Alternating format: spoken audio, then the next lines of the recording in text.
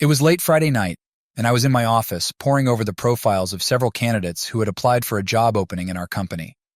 As the regional manager for a chemical company specializing in weed control, fertilizer, and water retention products, my job was crucial. Our survival depended on the farmers who grew our food, and we prided ourselves on being the first company recognized for 100% environmentally friendly products. Two of my office staff's husbands had recently been promoted, resulting in their resignations. Both families were relocating within the next 3 months, so we needed to fill their positions promptly. Our sales department covered 8 states in the Midwest, often dismissed as flyover country, and this year's sales growth had surpassed expectations. Linda, my executive assistant, peeked into my office and said, "Tom, all 8 candidates have confirmed their interview times for Monday. I'm off now, so good night."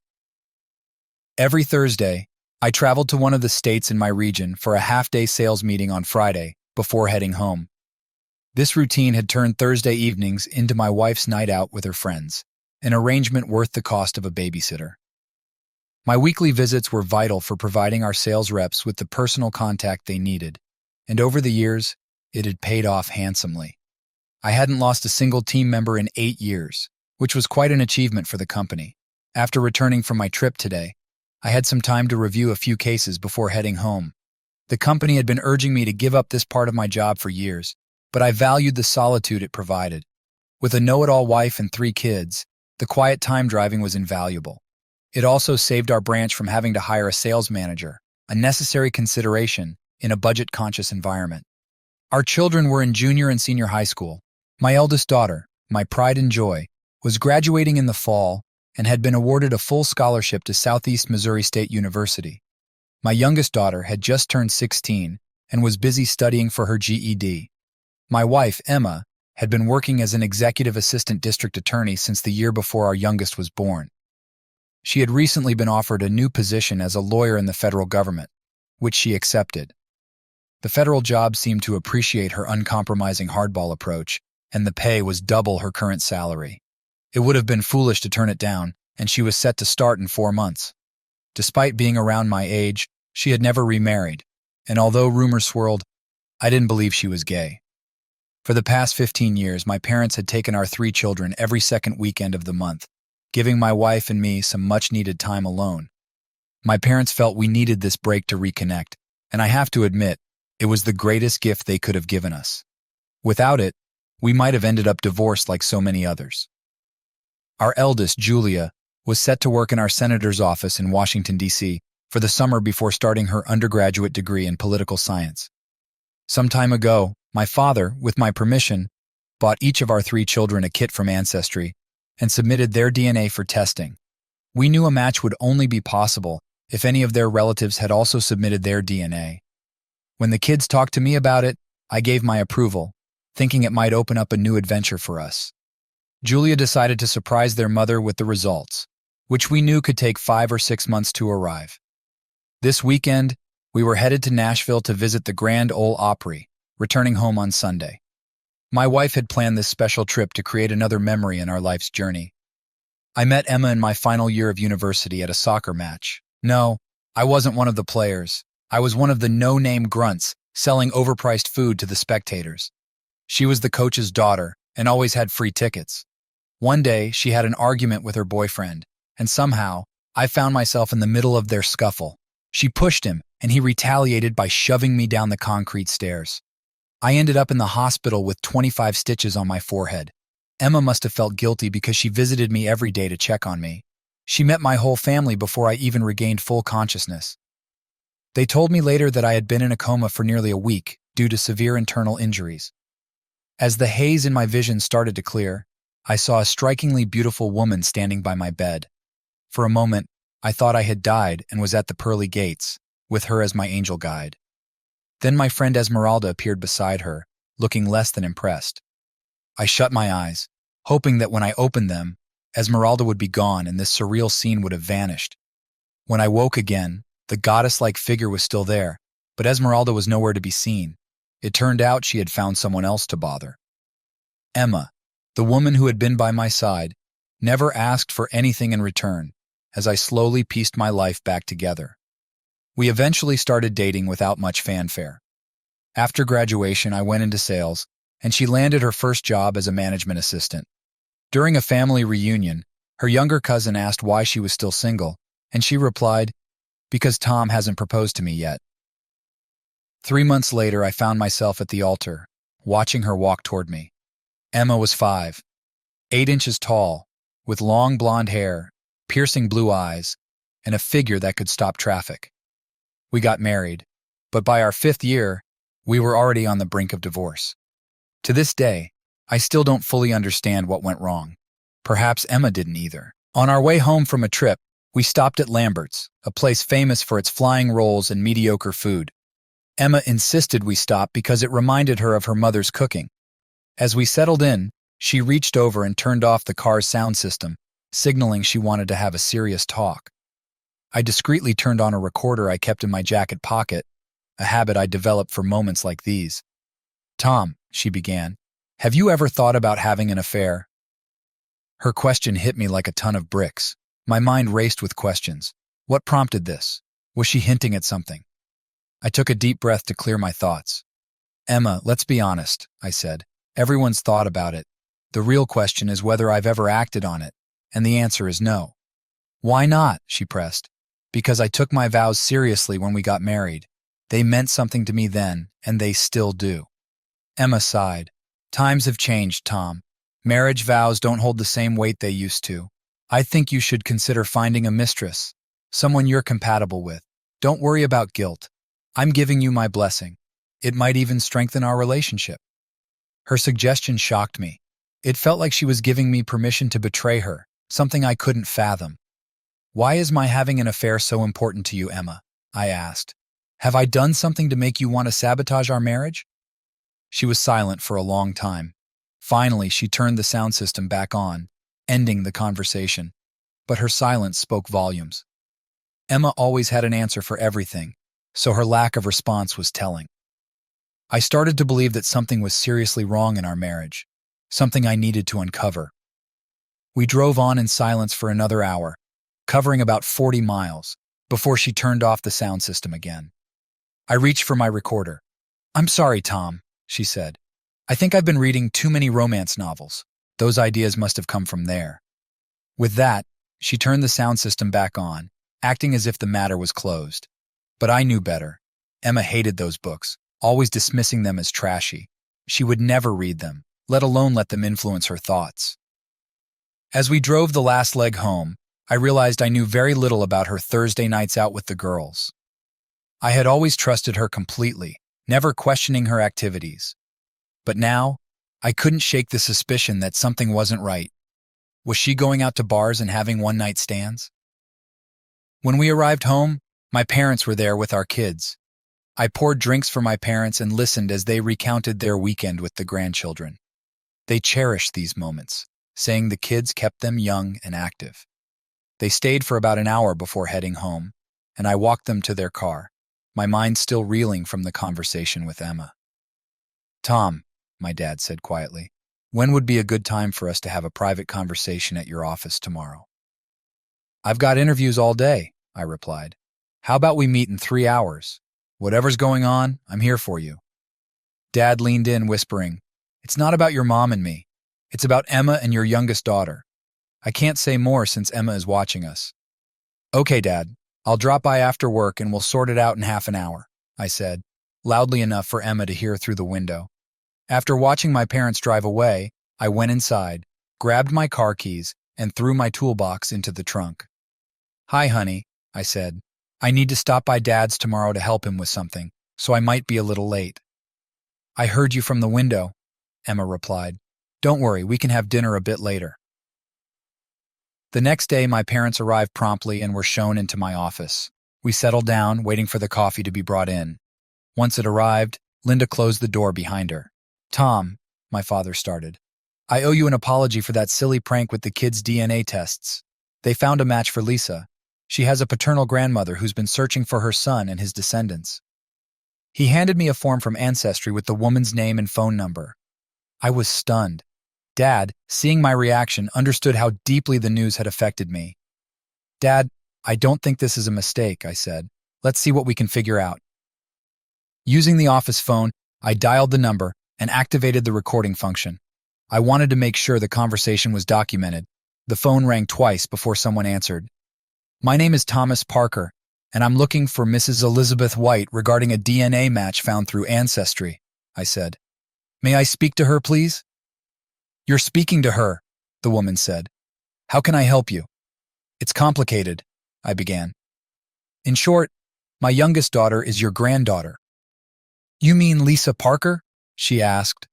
Yes, that's right, I confirmed. Then you might know my son, who I had to give up for adoption when I was 15, she said. I might if I knew his name, I said. He was adopted by a family named Davis, and his middle name was Mark Andrew, Mrs. White explained. My face went pale. Tears filled my parents' eyes because we knew the name all too well. Her straightforward remark turned my world upside down. He's alive and well, I said. He's now a district attorney in Cape Girardeau County, Missouri. He's also my wife's boss. He's never been married, and now I think I know why. He's my only child, she said. I have stage 4 lung cancer and don't have long to live. Would you allow your daughter Lisa to visit me before I pass? If you can't afford it, I'll gladly pay for the ticket. I'd like to meet her and give her my inheritance. Mrs. White, given the circumstances, I'll let you make arrangements with my parents since you're only a state away. They can bring her for a special weekend visit so you can get to know her, I said. I wouldn't let my daughter go on a trip like that alone. Is there anything else you need? Get me a notarized statement authorizing my attorney to conduct a DNA test, Mrs. White said. Given the value of Lisa's inheritance, he needs to confirm she is who we believe she is before altering my will. Understood. I'll pass this on to my father, I said. He can work out the details and get directions to you. I stood up, walked out of the office, and handed Linda my personal tape recorder. Transcribe and notarize both my conversation and the phone call. I'll need them for the divorce proceedings. Should I handle the DNA test authorization? Linda asked, understanding that when the recorder was on, she should listen silently, a practice that had resolved many conflicts in the past.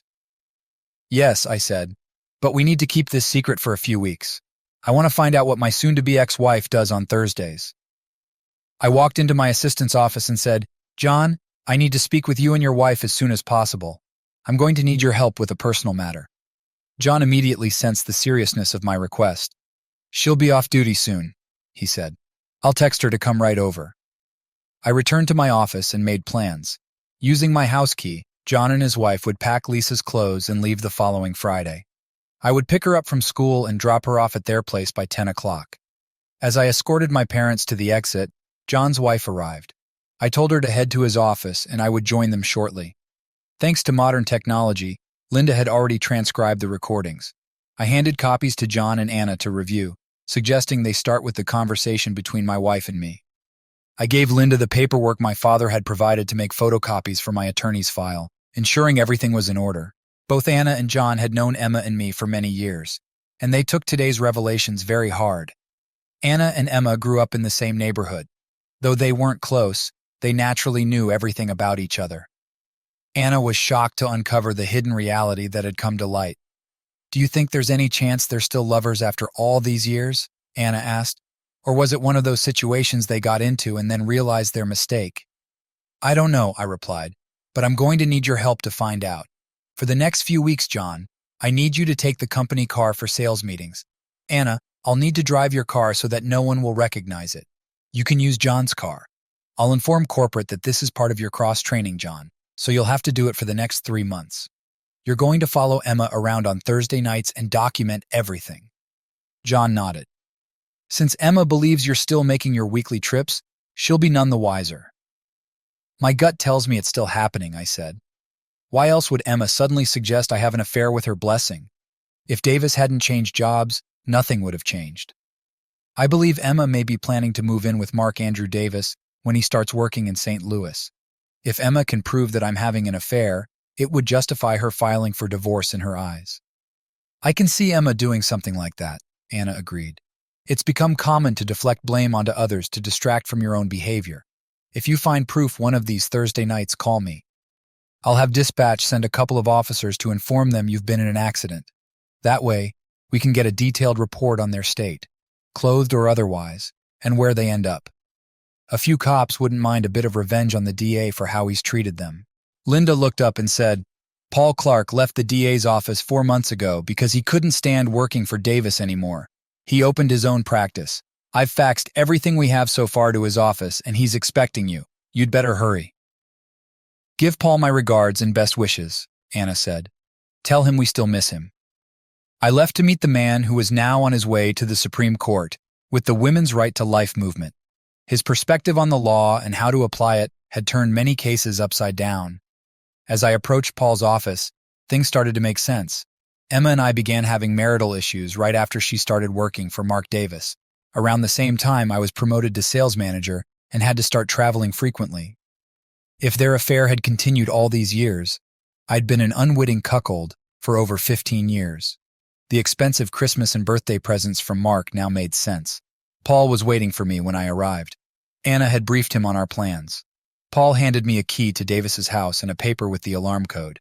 He also gave me a phone number. Call this number, he said, and you'll find people who can provide services at a reasonable price. I've spoken to them, and they're expecting your call. Why are the codes only good until the end of next week? I asked. Davis will get a monthly reminder to change his access codes, Paul explained. He was going to sue Davis for child support from the day Lisa was born. Under state law, he couldn't escape it by declaring bankruptcy. If Paul succeeded, Davis would be financially ruined. He also planned to sue Emma for adultery, abandonment, and fraud for passing off Mark Davis's daughter as mine. Paul suggested temporarily transferring my parental rights to Lisa to my parents until the court case was settled. Why? I asked. That way, they can't claim you're using Lisa against them, Paul explained. Mark will fight dirty and sneaky, treating you the same way he treats everyone else. Sometimes the best offense is a strong defense. I offered to use my debit card to prepay for Paul's services, but he declined. Your wife will see it right away, and guess what you're doing? Write me a check, and I'll hold on to it until the services are rendered. As I left Paul's office, it was clear he was giving me every advantage and time to figure things out. Linda had found the best possible help for me. I had the impression that Paul had personal reasons for going after Mark Davis so aggressively. Emma and Mark were about to face consequences they never anticipated. Paul Clark had just created his own version of the divorce game. I signed the necessary paperwork for my parents to get temporary parental rights to Lisa and explained the situation to them. They agreed it made sense. I was waiting for Anna to arrive in her 2002 Ford Taurus. John was going on his first sales trip, and Anna would leave her car at my place and take John home. My oldest daughter informed me that Emma wouldn't be home for dinner, as she was going out with the girls right after work. When Anna arrived, we switched cars, and I threw my suitcase in the trunk. Tom, Anna said, dispatch and all the guys are on board. Just let me know where. Thanks, I said. Paul said to call him if things heat up so he can personally serve them. I'd like to know why Paul wants Mark Davis out. With Paul, it's a matter of principle, Anna replied.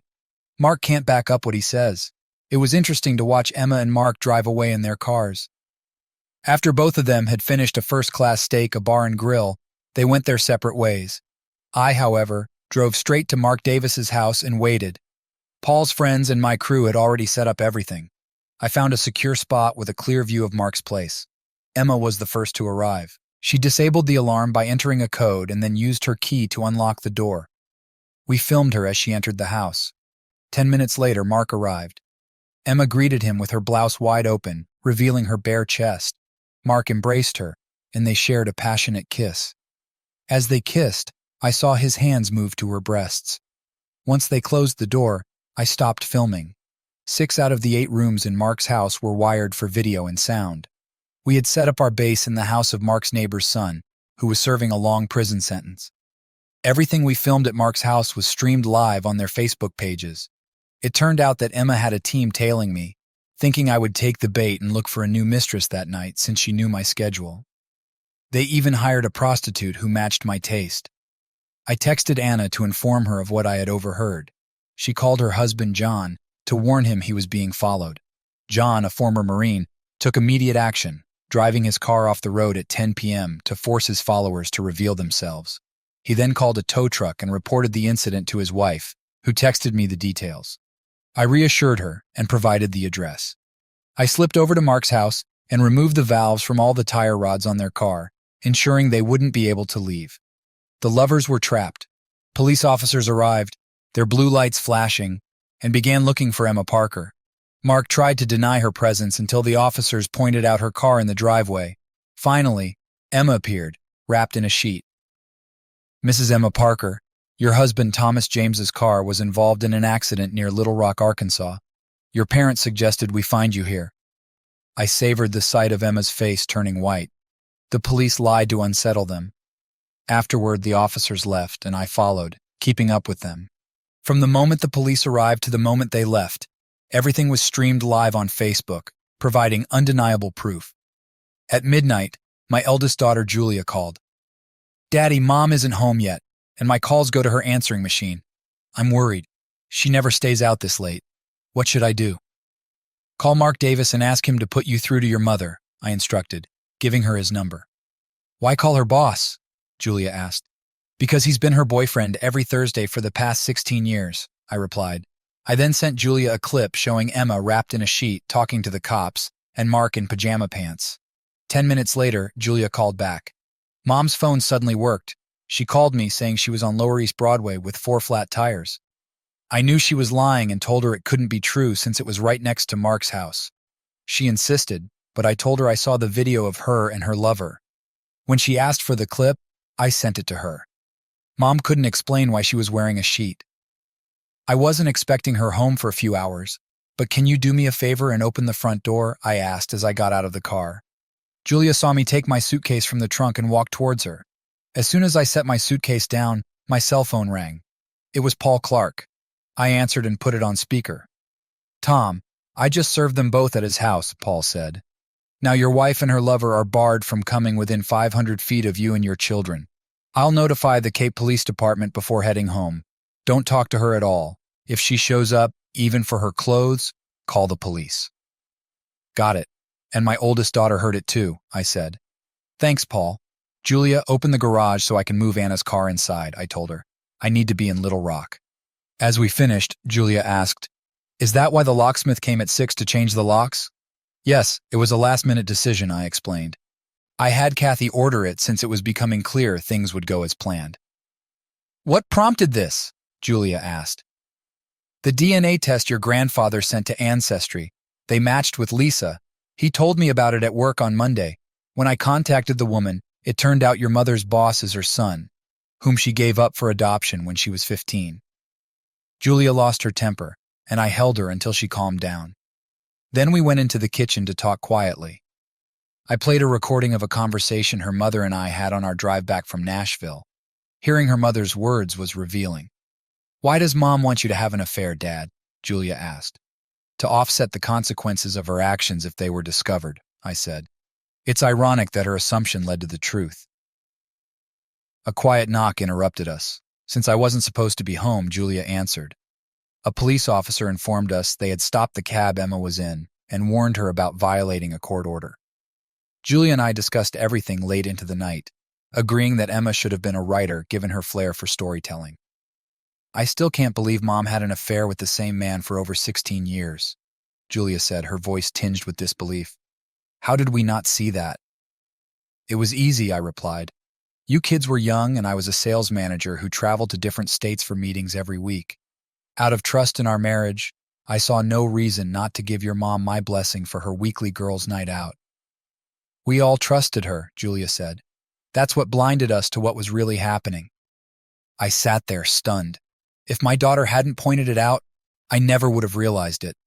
Emma had used our trust in her as a shield to continue her affair without consequence. Julia saw the tears welling in my eyes and said, "That's what hurts the most. It's not the cheating or the lying. It's the fact that she used our trust and beliefs about her to keep the only relationship that mattered to her going." "If your mother could do that to someone she claimed to love," I said, "imagine what she'll do to us now that she hates us for exposing her." Julia got up to make us both a fresh cup of coffee.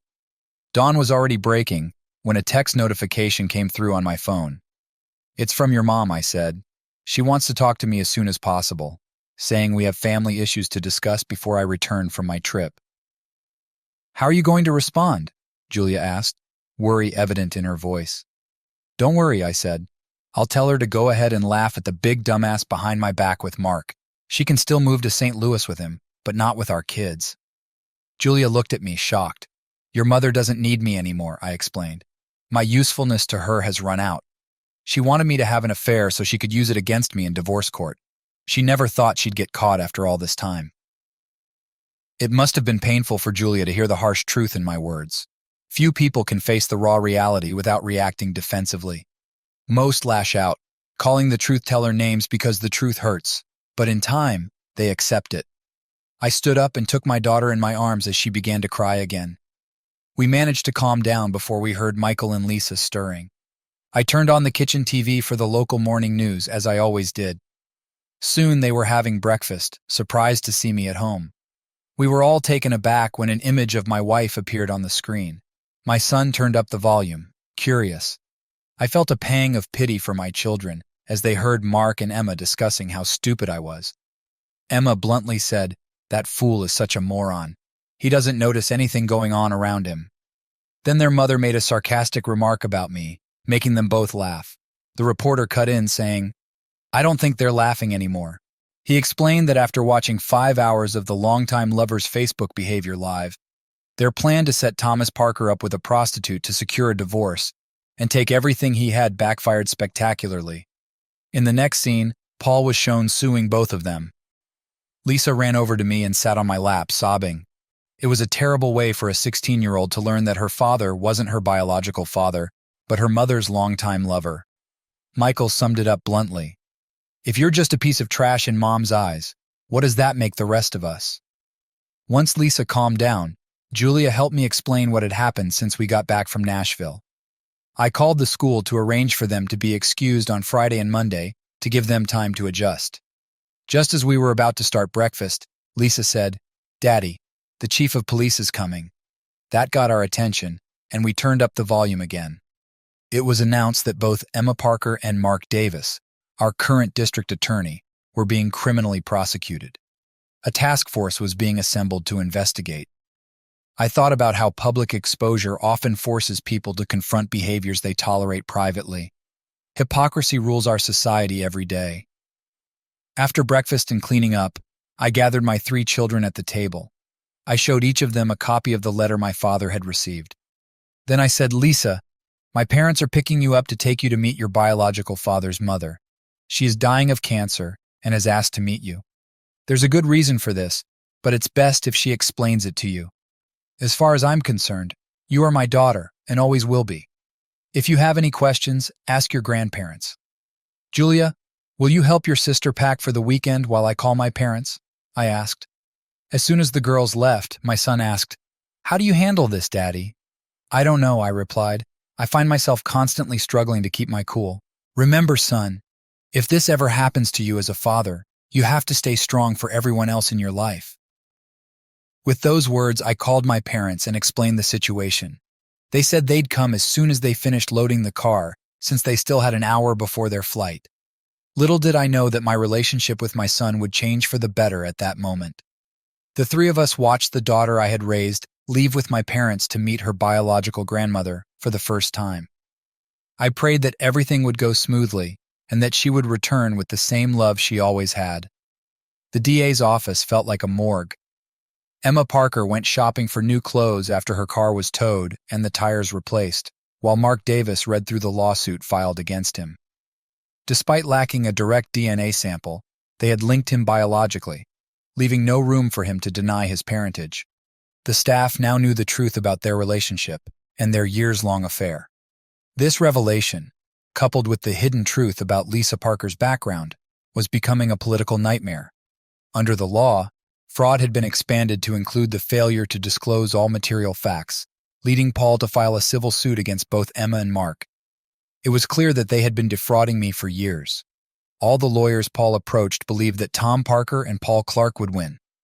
Most lawyers had heard about Paul's courtroom prowess, and none wanted to oppose him.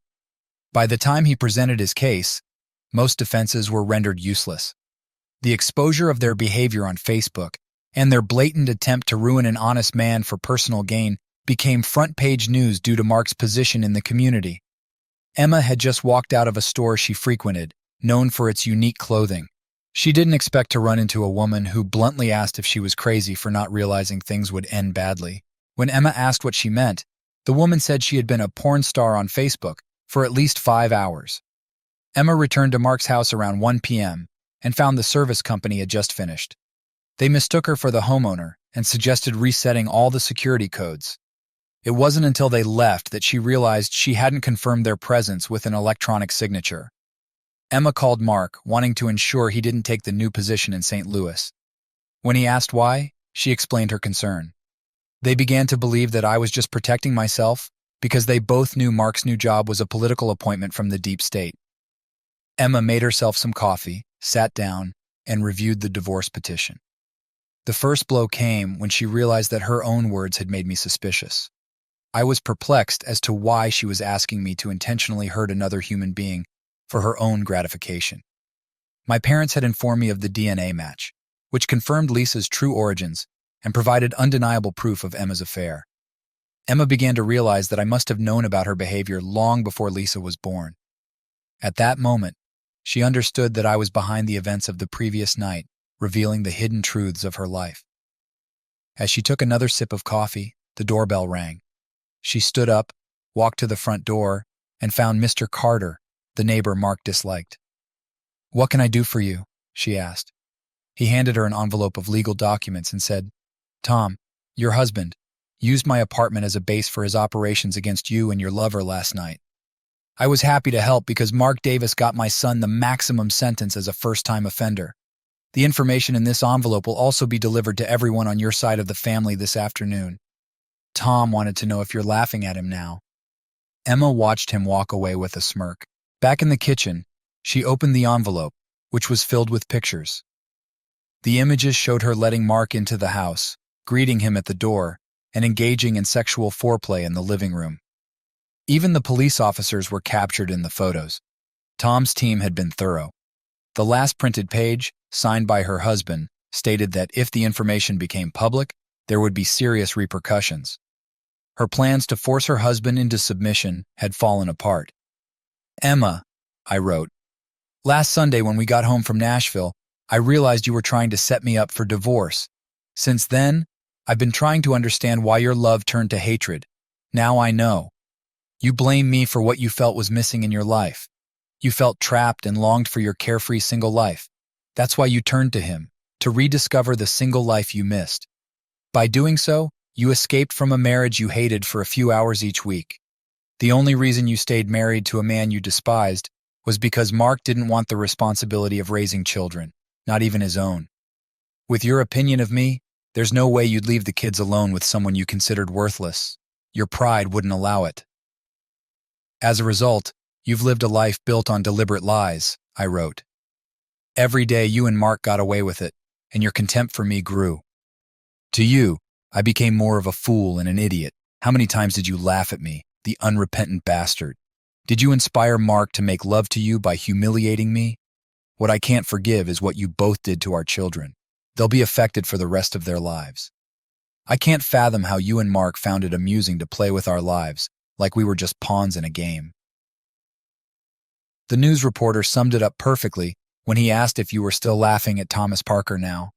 "I watched Julia, Michael, and Lisa as you and your lover flaunted your plans on social media. It was painful to see our children as you joked about how easy it would be to destroy me.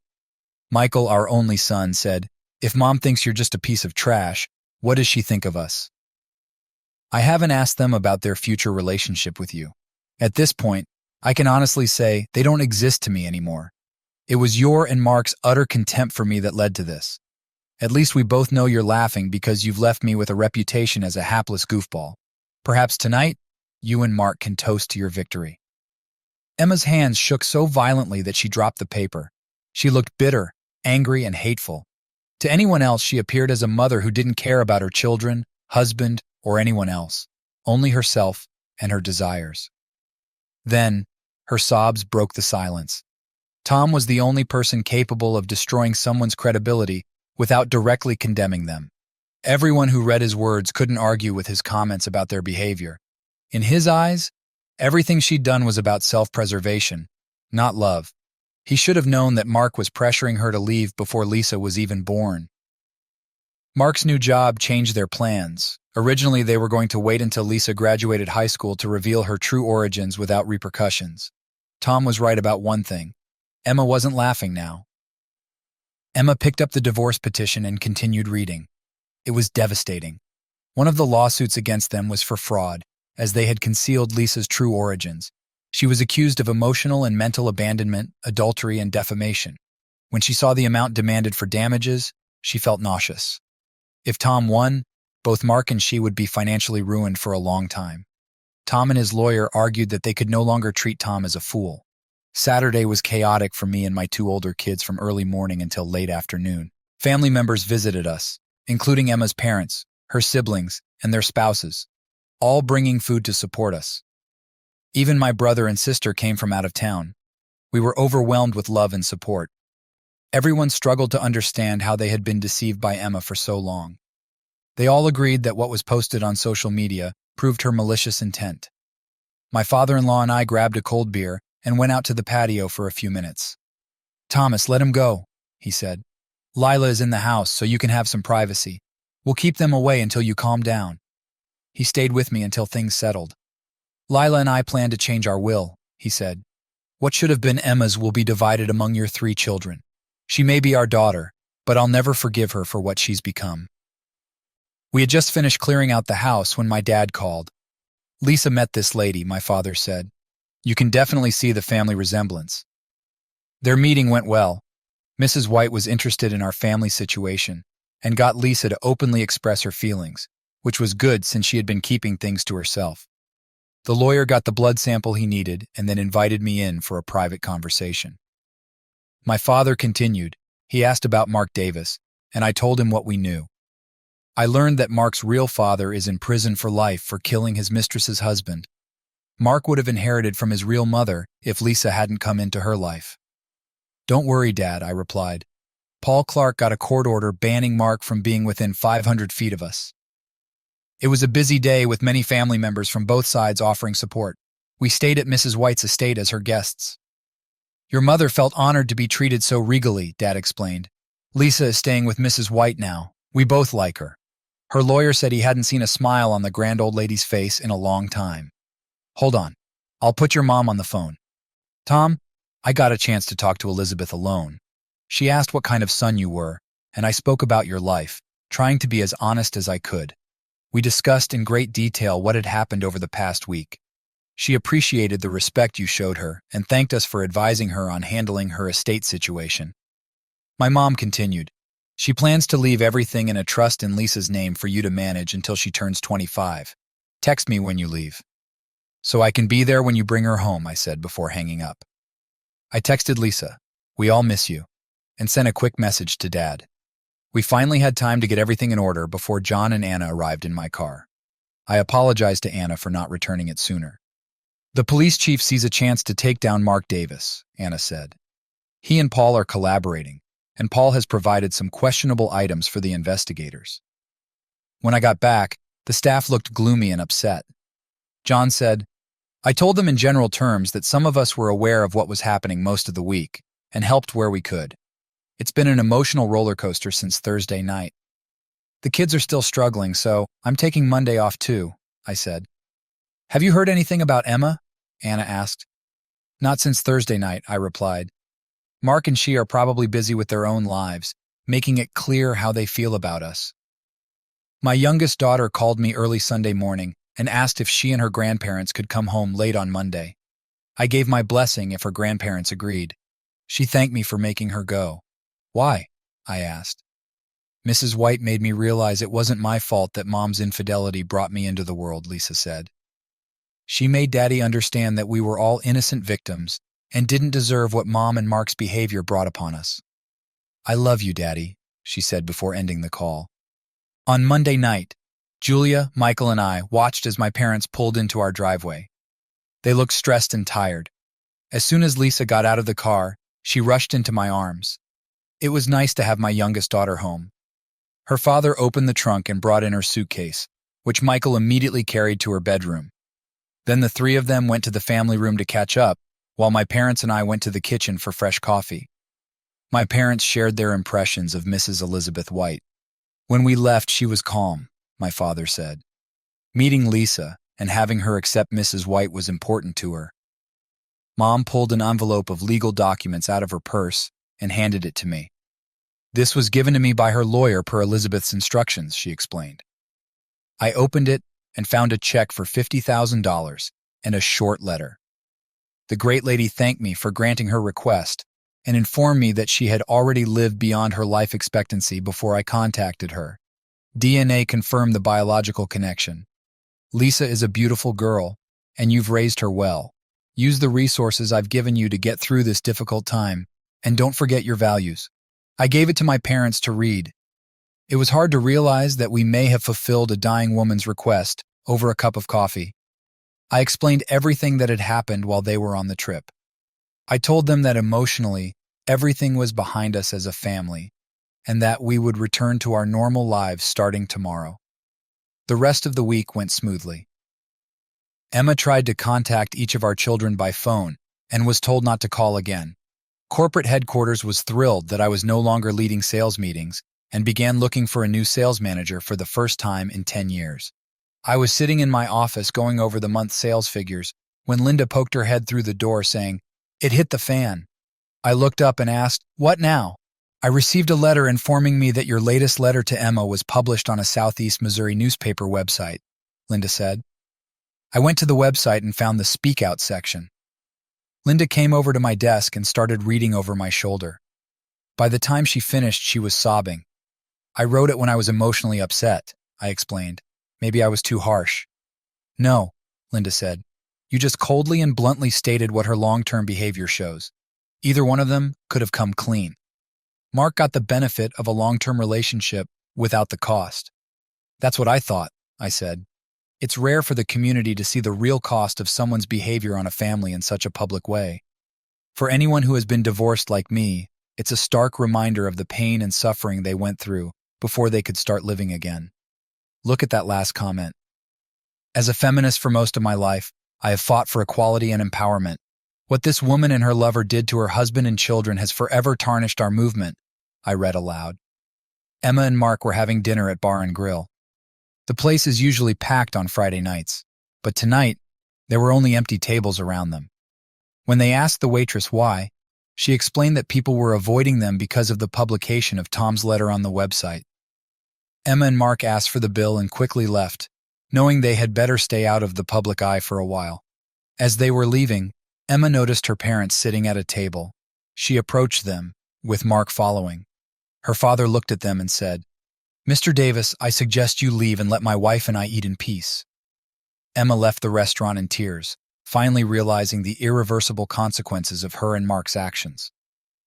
When they got back to Mark's place, they went to the website and saw for themselves what was being written in the comments. It was clear to both of them that the public despised them. 3 months later, I sat in the passenger seat of my car, watching Lisa drive. We were on our way to Wichita, Kansas, after learning that her grandmother, Elizabeth, had passed away. We were heading to the airport to take the private jet provided by the estate. Lisa was struggling with the loss, having grown close to Elizabeth through constant phone calls. When she returned from her trip, Julia and Michael were a great help, and the four of us became closer. They both encouraged me to start dating, but I remained quiet about it, feeling once burned, twice embarrassed. Mark and Emma had moved to St. Louis, where the feds authorized Mark to start work early. The county was glad to be rid of him, provided he repaid over $45,000 in questionable expenses. They now lived in a rented 2-bedroom apartment, preparing for possible bankruptcy due to the impending civil suit. Under Missouri bankruptcy laws, they could only keep $10,000 each.